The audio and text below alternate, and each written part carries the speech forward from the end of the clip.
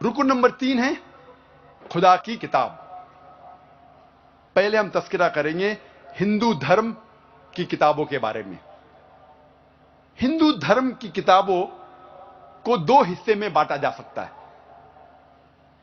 एक है श्रुति और दूसरी है स्मृति। श्रुति की मानी है समझना, वही इसकी मानी है टू अंडरस्टैंड, टू रिवील।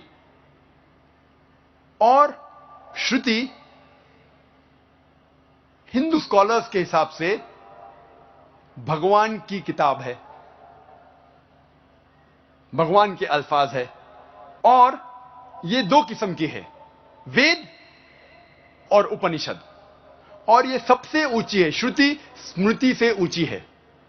और हिंदू धर्म के स्कॉलर्स कहते हैं कि ये दोनों भगवान की किताबें हैं।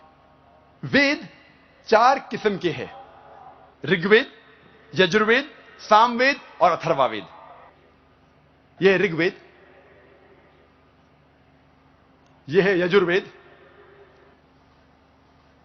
यह है सामवेद। ये 3 वेद पहले आए, उसके बाद आया अथर्ववेद। वेद के मानी है नॉलेज, इल्म। लेकिन कब ये वेद वजूद में आया कोई भी नहीं जानता है। कब, कौन सी तारीख को ये वेद वजूद में आया कोई भी नहीं जानता है। इसमें इख्तिलाफ है। स्वामी दयानंद सरस्वती कहते हैं कि वेद 131 करोड़ साल पुरानी है। लेकिन अक्सर हिंदू स्कॉलर्स कहते हैं कि वेद तकरीबन 4000 साल पुरानी किताब है। ये पृथ्वी के किस भाग में सबसे पहले ये वेद आई, ये किसी को नहीं पता। कौन से ऋषि पे नाजिल हुई या किसने लिखा, ये नहीं पता। कब, कहां, कौन सी तारीख, किस जगह, नहीं पता। इसके बावजूद हिंदू इस वेद को सबसे अहम किताब मानते हैं हिंदू धर्म की, अव्वल, सबसे अहम। अगर कोई भी दूसरी किताब वेद से टकराती है तो मानना चाहिए वेद की बात। फिर दूसरे नंबर पे आती है उपनिषद। उपनिषद के मानी है उपनिषद, टू सिट डाउन नियर, नीचे बैठना।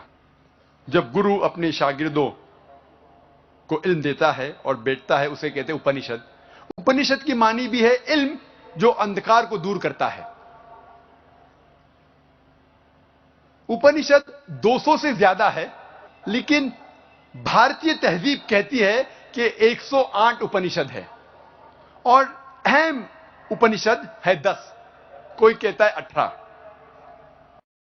जो है प्रिंसिपल उपनिषद श्री राधा कृष्ण ने लिखी थी, ये कहते हैं 18 अहम उपनिषद है।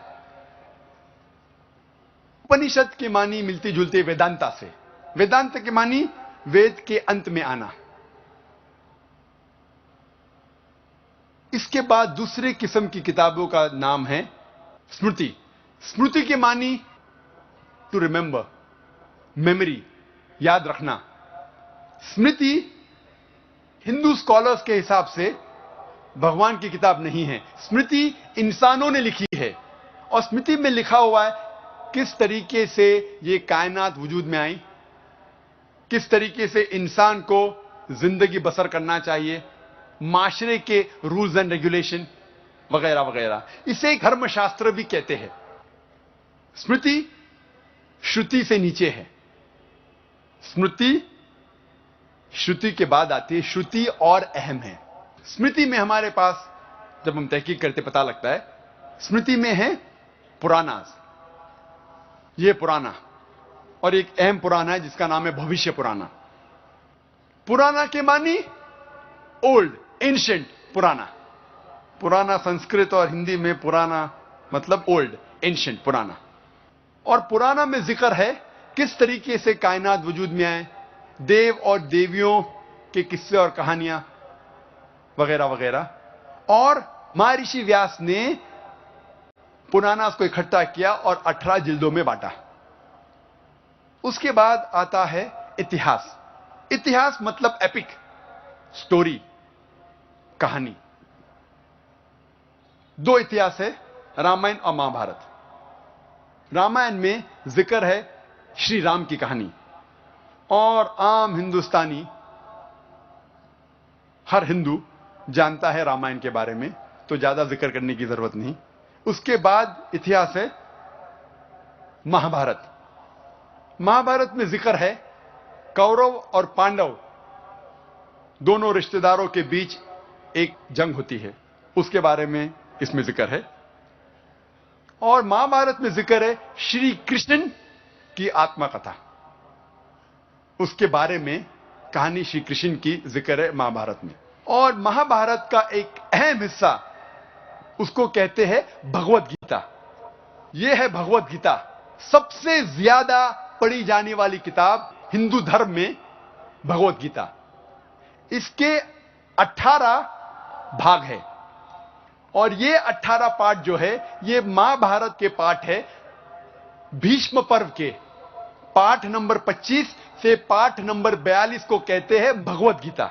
और इस भगवत गीता में श्री कृष्ण एडवाइस दे रहे हैं, सलाह दे रहे हैं, राय दे रहे हैं अर्जुन को, इसे कहते हैं भगवत गीता। उसके बाद कई स्मृति है, जैसे मनुस्मृति। यह मनुस्मृति मैं क्यों यहां लेके आया हूं तो आप जानिएगा, ये सब किताबें मौजूद है। और इस किताबों के कई तर्जुमे हमारे library Bombay Islamic research foundation में है। जब मैं हवाला दे रहा हूं तो कोई ये नहीं समझना चाहिए क्या मैं कुछ भी बंडल मार रहा हूं। किताबें मौजूद है, सारे किताब तो लेके नहीं आ सकता था मुंबई से मैं। हमारी लाइब्रेरी माशाल्लाह बहुत बड़ी है, स्टेज पे सारे किताब भी रखे तो शायद स्टेज कम पड़े। ये था मुख्तसरन हिंदू धर्म में किताबों का जिक्र। लेकिन सबसे अहम है वेद। अगर वेद से कोई किताब टकराई, हमें मानना चाहिए वेद की बात। अब हम जिक्र करेंगे मजहब इस्लाम में किताबों के बारे में।